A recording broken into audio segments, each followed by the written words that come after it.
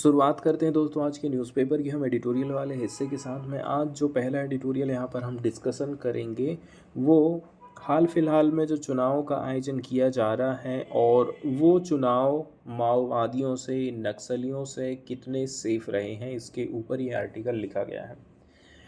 अभी हाल ही में छत्तीसगढ़ में विधानसभा के चुनाव संपन्न हुए हैं। तो ये चुनाव पिछले चुनावों से किस प्रकार से भिन्न है, कितने सक्सेसफुल माने जा सकते हैं ये चुनाव, इसके अलावा क्या कोई हिंसक घटनाएं घटित हुई हैं, इस आर्टिकल में ये सारी चीज़ों को बताया जाता है। नक्सलियों की ऐसी सोच रहती है कि कैसे ना कैसे करके सरकार को गिराया जाए। पहले नंबर की बात ये, सरकार का इंटरफेरेंस उनके क्षेत्र में ना रहे। इसके लिए अब वो ज़्यादा कुछ तो कर नहीं सकते हैं, तो क्या काम करते हैं, चुनाव का जो आयोजन होता है ना, उसमें ज़्यादा से ज़्यादा धमाके करना, ज़्यादा से ज़्यादा दहशत फैलाना, नुकसान करना, ऐसे प्रयास वो करते हैं। कई कई बार तो ऐसा बताया जाता है कि किसको जिताना है, कौन खड़ा होगा, ये सारी चीज़ें भी उन्हीं के दबाव के चलते चलते हमको देखने को मिल जाती हैं।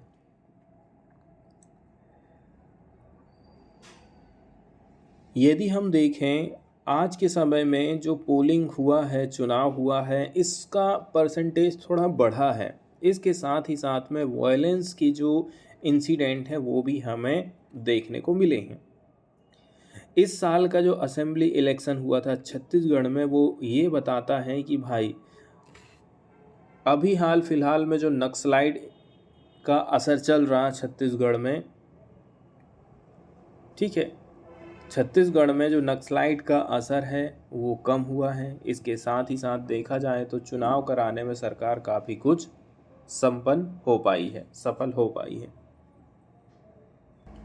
यहाँ एक वर्ड यूज़ किया गया है डिक्टेट। डिक्टेट का मतलब ये होता है एक प्रकार का ऑर्डर हो सकता है जिसका पालन हम सभी को करना चाहिए, या फिर ये कोई काम भी हो सकता है। इस प्रकार का ऑर्डर देना भी डिक्टेट के अंतर्गत आ जाता है।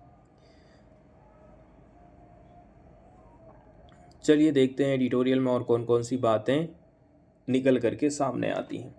अभी हाल फिलहाल में देखा जाए तो नक्सली कितने सफल हो पाए हैं, इसके साथ ही साथ में सरकार ने, हमारे सिक्योरिटी फोर्सेस ने कौन कौन से प्रयास किए हैं।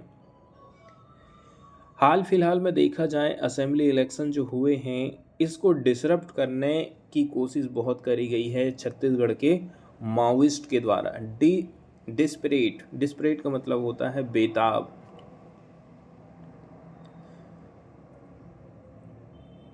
वो चाहते हैं कि इलेक्शंस का बायकॉट किया जाना चाहिए। ये काम किया गया था सीपीआईओ के द्वारा, या फिर जिसको हम माओइस्ट भी बोलते हैं।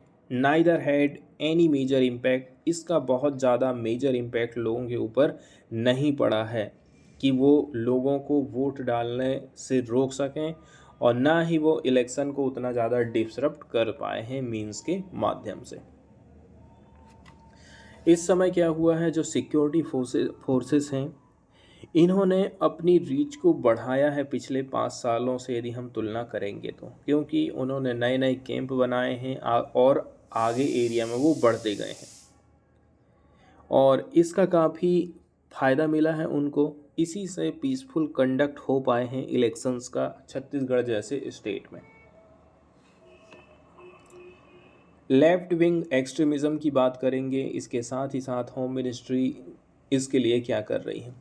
छत्तीसगढ़ में 14 ज़िले ऐसे हैं जो कि अफेक्टेड माने जाते हैं लेफ़्ट विंग एक्सट्रीमिज़म एक्टिविटीज़ के अंतर्गत। इन सभी को हमने इंक्लूडेड कर दिया है सिक्योरिटी रिलेटेड एक्सपेंडिचर में, शॉर्टकट में जिसको एसआरई बोलते हैं। 14 ज़िले ऐसे हैं जहां पर नक्सली गतिविधियां ज़्यादा हमको दिखाई देती हैं, इसलिए हमने क्या काम कर दिए हैं, इनको एसआरई के अंतर्गत डाल दिया है, सिक्योरिटी रिलेटेड एक्सपेंडिचर की श्रेणी में इनको डाल दिया है। ये जो स्कीम है एमएचए की है, मिनिस्ट्री ऑफ होम अफेयर्स की है, and given financial grants to various counts. इसका मतलब ये हो गया है, होम मिनिस्ट्री इनको अलग अलग रूप में, अलग अलग किस्त में पैसा देते रहती है ताकि इन क्षेत्र में लड़ाई हम अच्छे से लड़ सकें। अब बताया जा रहा है कि बहुत सारी बटालियंस को हमने कभी यहाँ कभी वहाँ कभी इधर कभी उधर स्थापित करे हैं। साथ ही साथ में बहुत सारे कैंप्स भी लगाए गए थे जवानों के। 5 बटालियन हमने लिए थे सीआरपीएफ के, इसको हमने अलॉट किए हैं छत्तीसगढ़ को। इसमें ऐड कर दिया गया है in addition to 44 battalion already deployed. Already 44 हैं, लेकिन 5 तो हमने और ऐड कर दिए थे सीआरपीएफ की।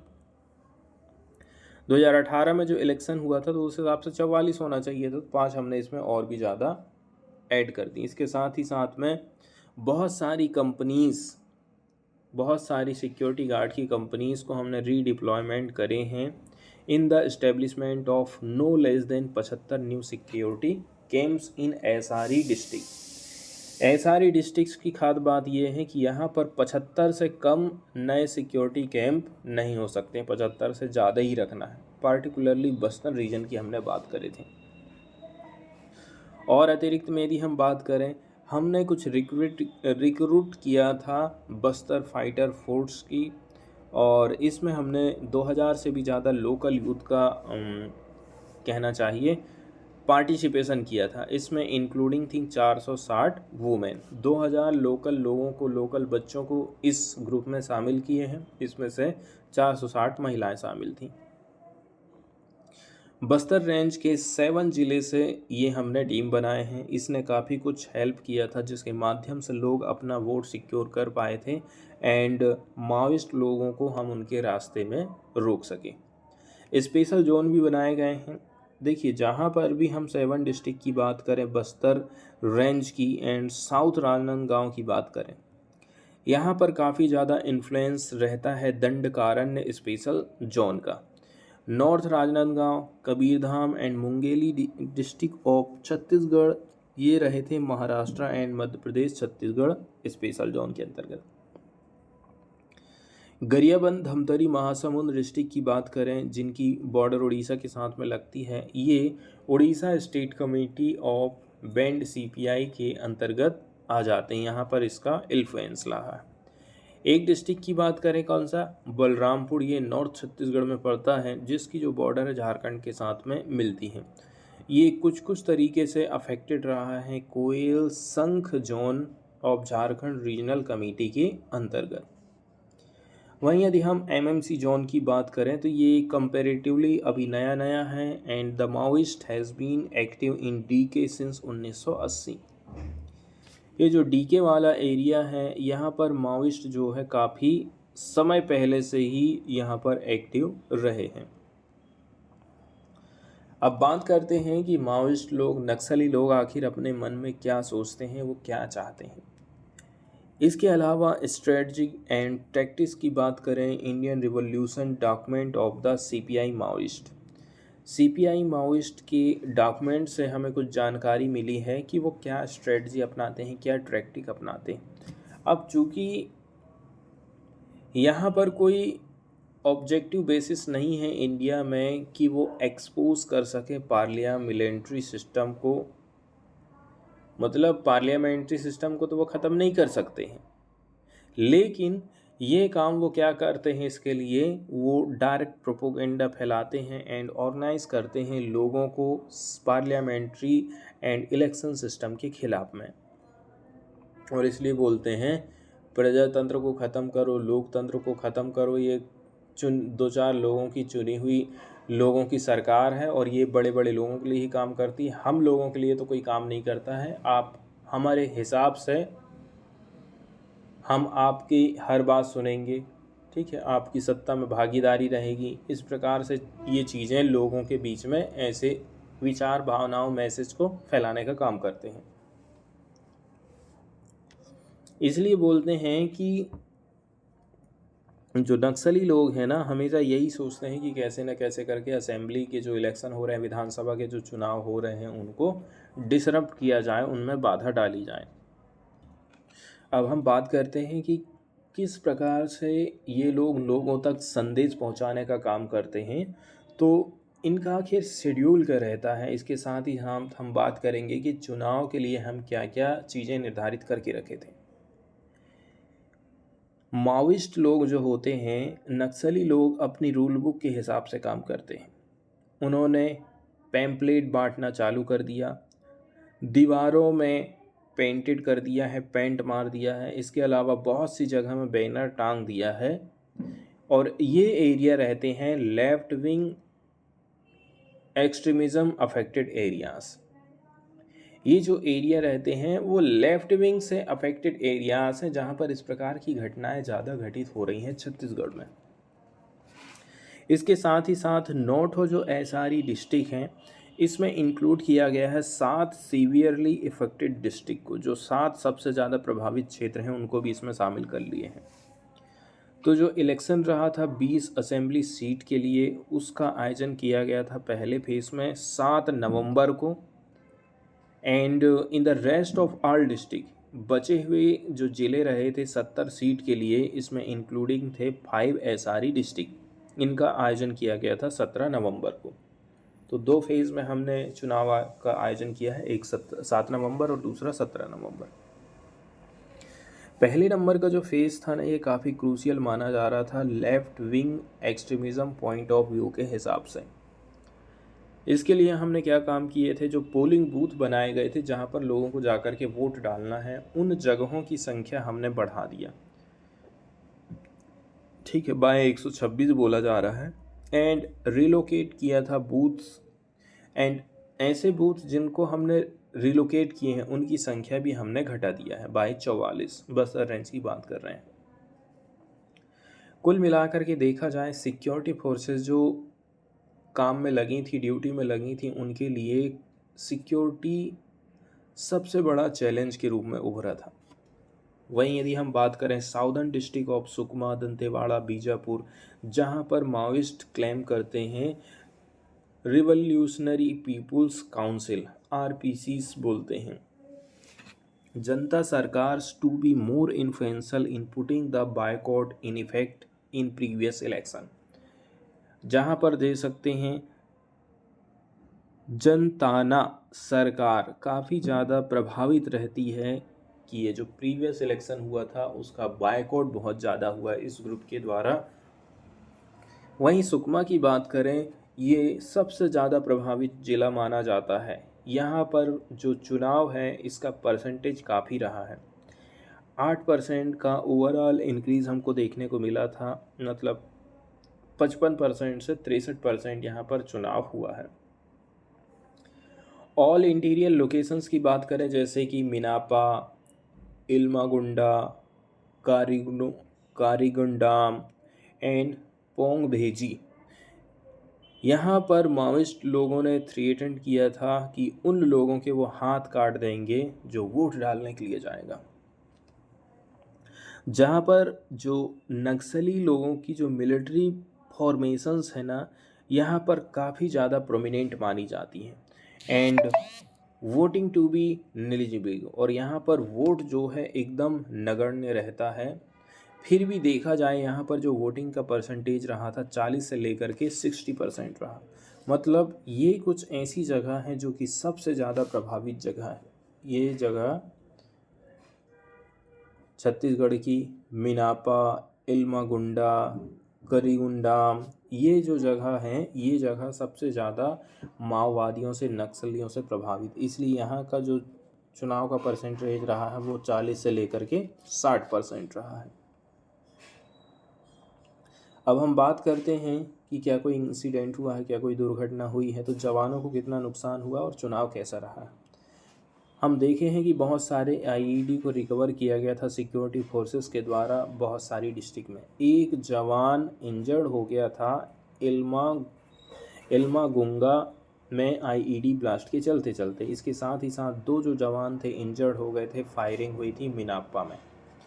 वहीं दंतेवाड़ा की बात करें, यहाँ पर हमने 14 नए पोलिंग बूथ लगा दिए थे। Not only did the polling percentage increase by more than 9%, तो 9% के लगभग यहाँ पर इंक्रीज हुआ था चुनाव परसेंटेज की बात करें।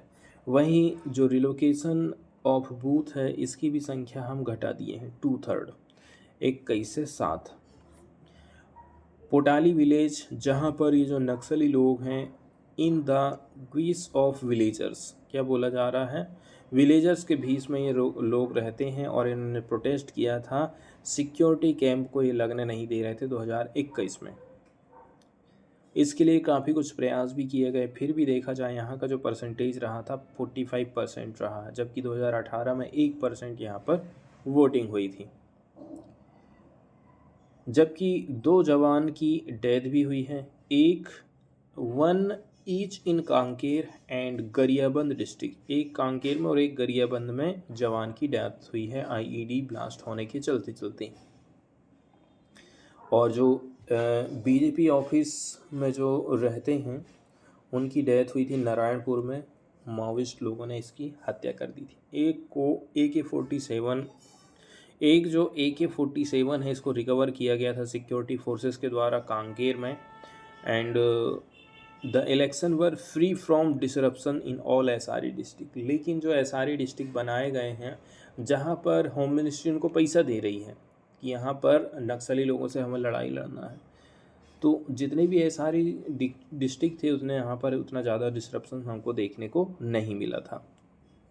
प्रयास ये किया जाता है कि गांव वालों को ज़्यादा दूर वोट डालने के लिए जाना ना पड़े। इसके साथ ही साथ में शिफ्टिंग का जो काम किया जाता है उसको ख़त्म किया जा रहा है। उनके जो नेटिव विलेज है उसके पास में ही चुनाव में वोट डालने की व्यवस्था बनाई गई है। अब हम बात करते हैं फर्स्ट फेज़ का जो पोलिंग रहा वो किस प्रकार से रहा था। फर्स्ट फेज़ में भी हम देखें तो ओवरऑल चुनाव का परसेंटेज में हमें इंक्रीज देखने को मिला था, लगभग 1.5%। मतलब 76% पिछले बार हुआ था, तो इस बार 78% वोटिंग हुई है। कुल मिलाकर के ज़्यादा से ज़्यादा लोग आगे आए हैं और उन्होंने गुरिल्ला बेसिस में, गुरिल्ला पद्धति में जो कि नक्सलियों की है, इस चीज़ को त्याग करके वो लोग आगे आ रहे हैं और चाह रहे हैं कि नहीं, सरकार का हर जगह राज होना चाहिए। इसके बाद ये जो नेक्स्ट एडिटोरियल हम देख रहे हैं, ये सुप्रीम कोर्ट के स्ट्रक्चर में क्या क्या हम बदलाव ला सकते हैं, इसके ऊपर ये आर्टिकल लिखा गया है। सुप्रीम कोर्ट का जो कामकाज है इसको हमें क्या है ना, थोड़ा थोड़ा सा टुकड़े टुकड़े में बांट देना चाहिए, so that there is a final court of appeal. जब उसके काम को हमने बांट दिए हैं तो हम सोच रहे हैं कि हम अपील के लिए एक फाइनल कोर्ट ऑफ अपील बनाएंगे एंड एक परमानेंट कॉन्स्टिट्यूशंस बेंच बनाएंगे जो कि इंश्योर करेगी ग्रेटर जुडिशियल स्टेबिलिटी को एंड कंसिस्टेंसी को। ये इसमें आपको 250 शब्दों में अपना आंसर लिखना है। 3 चीज़ है सुप्रीम कोर्ट के कामकाज को, तो सबसे पहले हमें अलग अलग हिस्सों में बांट देना है कि ये वाली बेंच, ये वाला हिस्सा ये करेगा। ऐसे 3 हिस्से में बांट दीजिए आप सुप्रीम कोर्ट को। अभी ये सिंगल है, 3 हिस्से में बांट दीजिए। एक का काम रहेगा अलग, दूसरे का काम रहेगा अलग, तीसरे का काम रहेगा अलग। पहली चीज़ हमको ये करना है। इसके साथ ही साथ हम सोच रहे हैं कि अपील के लिए एक अलग से संस्था बना देते हैं, हम फाइनल कोर्ट ऑफ अपील बना दिए। इसके साथ साथ में एक तो जो परमानेंट कॉन्स्टिट्यूशंस बेंच रहेगी, ठीक है, ये जो फाइनल कॉन्स्टिट्यूशंस बेंच रहेगी ये इंश्योर करेगी जुडिशियल स्टेबिलिटी को और कंसिस्टेंसी को। आज के समय में सुप्रीम कोर्ट में आप अपना केस लेकर के जाएंगे तो कितना खर्चा आपको उठाना पड़ेगा, कितना महंगा पड़ेगा और कितना कठिन है वहाँ तक जाना। लेकिन सुप्रीम कोर्ट का कहना है कि हमने सबके लिए अपने दरवाजे खोल दिए हैं, हर कोई हमारे यहाँ पर आ सकता है। लेकिन कुछ रिफॉर्म करने की हमें ज़रूरत है ताकि सुप्रीम कोर्ट का जो ऑलरेडी से कामकाज चल रहा है हम उसको और भी ज़्यादा आसान और सरल बना सकें।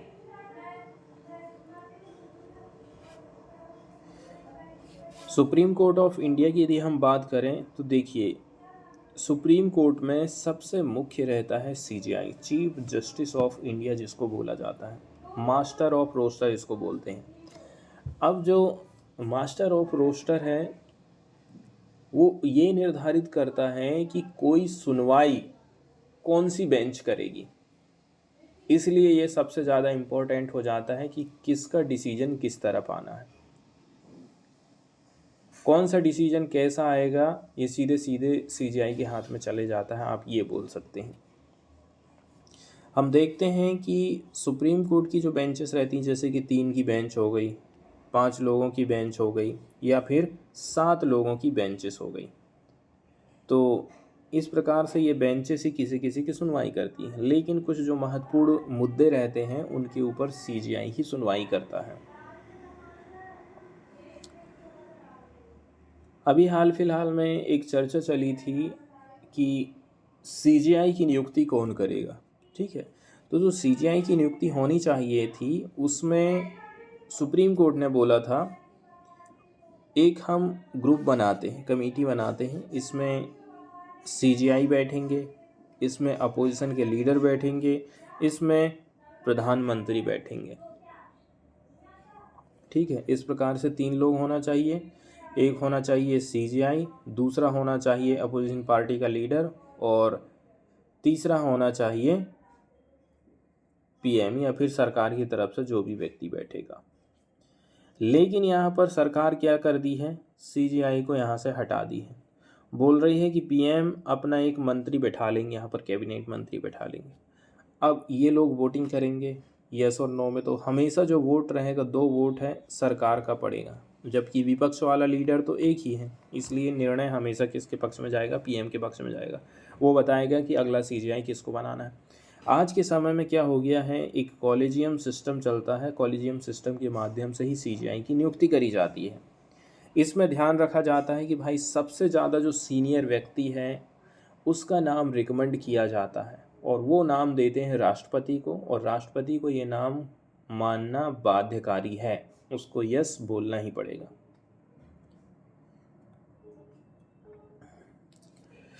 सुप्रीम कोर्ट के कामकाज की बात करें तो सुप्रीम कोर्ट 3 प्रकार से काम करता है, ठीक है।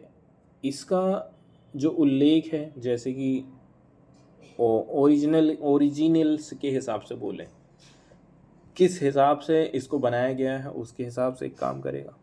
दूसरा काम अपील वाला करता है, और तीसरा एडवाइजरी के तौर पर भी काम करता है। सुप्रीम कोर्ट कॉन्स्टिट्यूशनल कोर्ट के तौर पर काम करता है, साथ ही साथ में आप देखते हैं हाई कोर्ट में केस हार गए हैं तो सुप्रीम कोर्ट में आप अपील करने के लिए जाते हैं। कोर्ट की सुनवाई हमेशा बेंचेस में होती है, इसका साइज अलग अलग हो सकता है। इसको डिटरमाइन करने का काम किया जाता है रजिस्ट्री के द्वारा on the direction of chief justice of India. Chief justice of India ही निर्धारित करते हैं कि किसकी सुनवाई के लिए कितने न्यायाधीशों की ज़रूरत है, कितने जजों की ज़रूरत है, और कौन किसका काम करेगा। इसको हम बोलते हैं मास्टर ऑफ रोस्टर।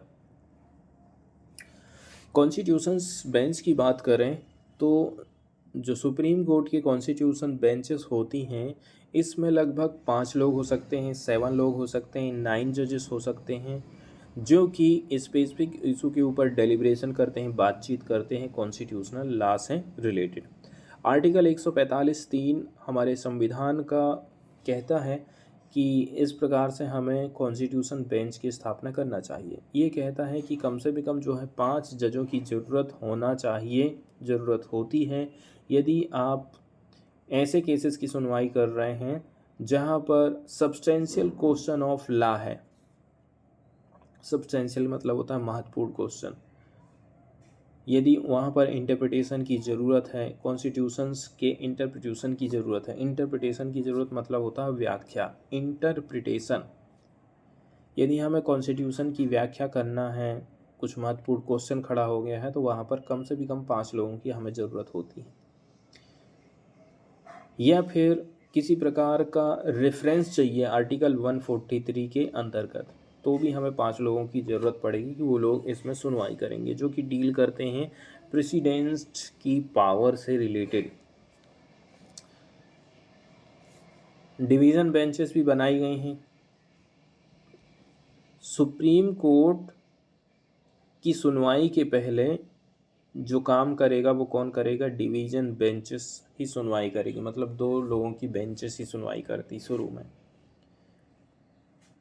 या इसको हम जो है दूसरा फुल बेंचेस के पास भी भेज सकते हैं, 3 जजेस के पास भी भेज सकते हैं कि आप जो है एग्ज़ामिन करिए इस टॉपिक्स को।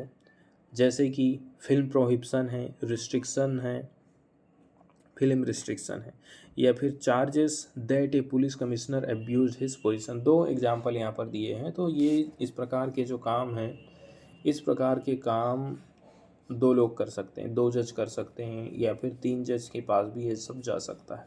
मतलब ये काम जैसे कि फिल्म में रिस्ट्रिक्शन लगाना है, पुलिस यदि अपनी पावर का मिसयूज़ कर रहा है तो उसका भी सुनवाई ये लोग कर सकते हैं। अब हम बात करते हैं कि सुप्रीम कोर्ट में कितने सारे केसेस पेंडिंग हैं एंड इसके ब्रॉड जुरिडिक्शन में क्या क्या चीज़ें आ जाती हैं।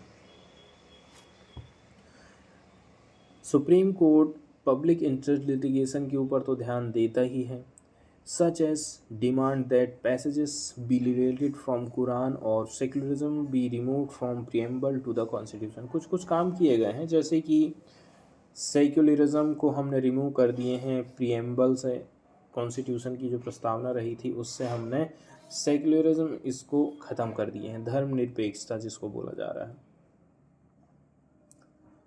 इस प्रकार के क्वेश्चन यदि कहीं पर खड़े हो रहे हैं तो ऐसे जो पब्लिक इंटरेस्ट लिटिगेशन होते हैं इनको बोल देता है निरर्थक, कोई काम के नहीं हैं, इनको हटा दीजिए। वहीं यदि देखा जाए ऐसी ऐसी प्रीएम्बल लोगों ने डाल के रखे हैं, प्रीएम्बल कह रहा हूँ, याचिकाएं दायर करके रखें, जिसके चलते चलते बोला जा रहा है सुप्रीम कोर्ट के पास काम बहुत ज़्यादा बढ़ गया है। 79,813 केसेस पेंडिंग हैं, 34 जज इसकी सुनवाई करेंगे सुप्रीम कोर्ट में। इसलिए आप बोल सकते हैं टाइम की डिमांड है एंड स्ट्रक्चरल चेंजेस लाने की हमको ज़रूरत है टॉप कोर्ट में। रिसेंटली DY चंद्रचूड़ ने अनाउंसमेंट किया था, हमारा इंटेंट है कि हम क्रिएट करेंगे कॉन्स्टिट्यूशनल बेंचेस की, अलग अलग इसकी स्ट्रेंथ होगी as a permanent feature of the court. तो permanent feature of the court के तौर पर बोल रहे हैं कि हम जो है अलग अलग बेंच बनाने वाले हैं, ऐसा CJI का कहना है, ताकि इनके काम को बांट सके और जल्दी जल्दी सुनवाई हो सके। वहीं यदि हम बात करें सेपरेट कॉन्स्टिट्यूशंस के बीच बेंच में चर्चा वगैरह और कभी हुई है कि नहीं, तो 1984 में 10वें नंबर का जो लॉ कमीशन ऑफ इंडिया रहा था उसने प्रपोजल दिया था कि सुप्रीम कोर्ट को हम दो डिवीज़न में बांट सकते हैं। एक डिवीज़न है कॉन्स्टिट्यूशनल डिवीज़न और दूसरा है लीगल डिवीज़न। प्रपोज़ल में बोला गया है कि ऐसे मुद्दे जो कि कॉन्स्टिट्यूशनल लॉ से रिलेटेड हैं इसको हम कॉन्स्टिट्यूशनल डिवीज़न में डाल देंगे, वो इसकी सुनवाई करेगा, ठीक है। एंड इसी चीज़ को दोहराते हुए 11th लॉ कमीशन ने कहा था 1988 में कि सुप्रीम कोर्ट को हम डिवाइड कर दे रहे हैं अलग अलग पार्ट में, इससे जो जस्टिस है और भी ज़्यादा वाइडली अवेलेबल हो जाएगा एंड सिग्निफिकेंटली डिक्रीज़ कर देगा फीस को जो कि लिटिगेंट लोग पे करते हैं, जो लड़ाई लड़ रहे हैं सुप्रीम कोर्ट में, उन लोगों की फीस कम हो जाएगी। सेकंड नंबर में अपील कर सकते हैं आप सुप्रीम कोर्ट में जा कर के। ऐसा माना जा रहा है कि हाई कोर्ट जो कि दिल्ली के आसपास में लोकेटेड हैं वहाँ के केसेस ही ज़्यादा जा रहे हैं अपील के लिए। दूर दराज वाले जो कोर्ट बने हुए हैं, हाई कोर्ट बने, क्योंकि आप हाई कोर्ट जाते हैं फिर हाई कोर्ट के बाद सुप्रीम कोर्ट जाते हैं, हाई कोर्ट में केस हार गए हैं तो सुप्रीम कोर्ट जा रहे हैं। लेकिन ऐसा है कि सुप्रीम कोर्ट अब दिल्ली में है, साउथ में केरल का जो व्यक्ति है वो बहुत कम जाने के लिए सोचे, कौन जाए उतनी दूर, यही मामला निपटा लेते हैं। लेकिन आप देखते हैं डिस्टेंस का भी इसमें बहुत ज़्यादा असर पड़ता है, क्योंकि Punjab, Haryana high court, Allahabad high court, Delhi high court, इन्होंने ही ज़्यादातर अपील का काम किया है। यहाँ के लोग ही सबसे ज़्यादा अपील करने के लिए जाते हैं, क्योंकि लोगों को काफ़ी डिफ़िकल्टी जाती है, काफ़ी कॉस्ट हाई पड़ जाता है, इसलिए वो सुप्रीम कोर्ट तक अपील करने के लिए नहीं जा पाते हैं। इसके लिए बोला जा रहा है कि आपको जो है स्पेशल लीव पिटीशंस होना चाहिए, नेशनल कोर्ट ऑफ अपील होना चाहिए। Bihar legal support society versus chief justice of India 1986 का केस है।